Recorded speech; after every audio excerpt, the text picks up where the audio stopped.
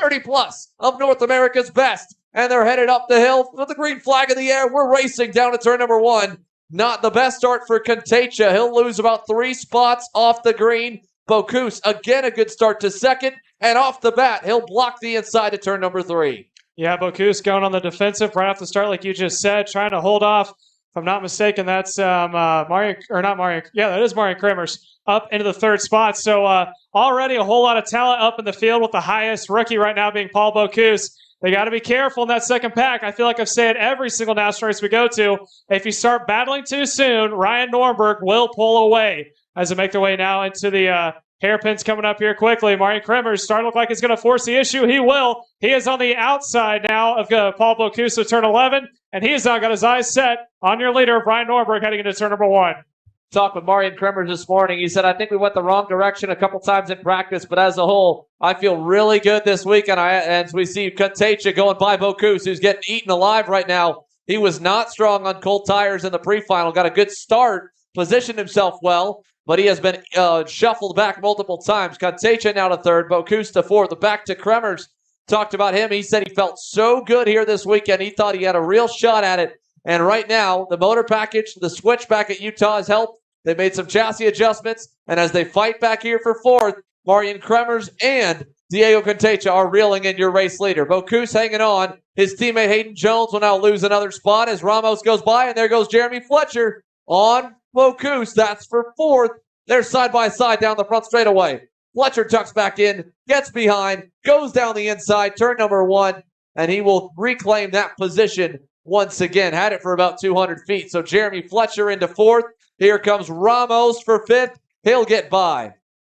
Yeah, so Fletcher did a good job there on that last lap, but just waiting back and forth. I saw some hand signals there from some of the drivers in the mid-pack. But I was saying about Fletcher, lost a couple positions on the start. He was patient on that last lap, able to get back by, and now he is starting to open it back up from himself and also right behind him of Diego Ramos, who is running not too far behind us now. Here's a pass on the inside. Here comes, I believe that is Austin Harrison, able to get back around in that CRG. So he is going to push Bocuse back one more. Hayden Jones also follows. So not the best start for Paul Bocuse as he finds himself getting shuffled down through the field. Now Jones going to go to the inside of Garrison, turn 3.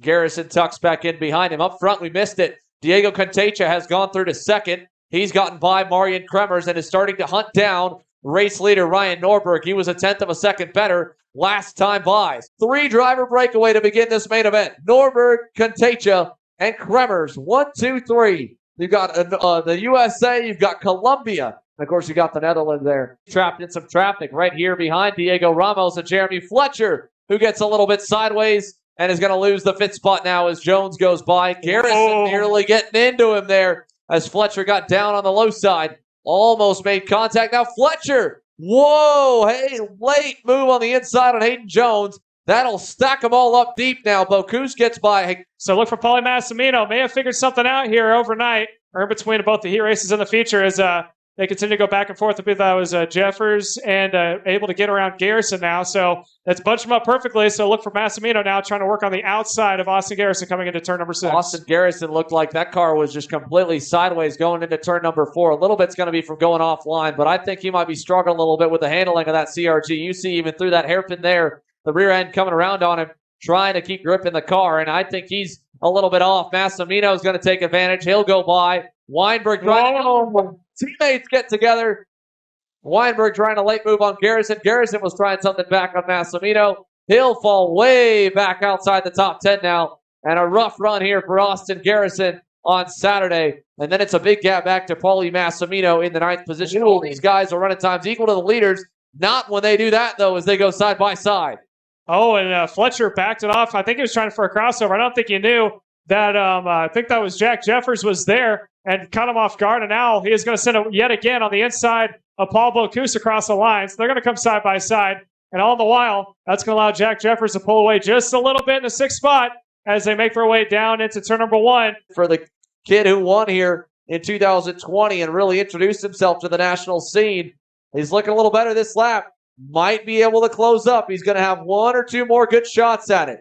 The double sticks will come this time by. Norberg, his pace is backed off. If Contagia can force him to block, that's going to really open Pandora's box here. 2 to go. Norberg's lead, 3 car lengths up the hill in turn number 1. Contagia was better by 0.2 last time by. Contagia getting a good run through turns 1 and 2. He may just have to force Norberg into taking the blocking line as he make the way now to turn 3. He's going to have to make sure he can just maintain his gap right now. You don't have to close up through turns 4 to 6. You just got to make sure that Ryan doesn't pull away like he's done previously as he make the way through the drop-down hairpin, coming up into that turn 6 hairpin, making the way down to the S's.